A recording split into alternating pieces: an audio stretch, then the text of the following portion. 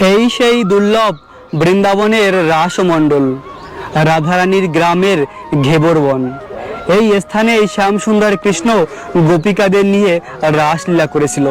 এখন রয়েছে সেই 5000 বছর পুরানো বৃক্ষ। এই গাছগুলি এই জগতের আর কোথাও নেই, শুধুমাত্র এই রাসমণ্ডলের অরণ্যে রয়েছে। দেখুন প্রিয় ভক্ত, এই স্থানে কৃষ্ণ গোপিকাদের নিয়ে রাসলীলা করেছিল।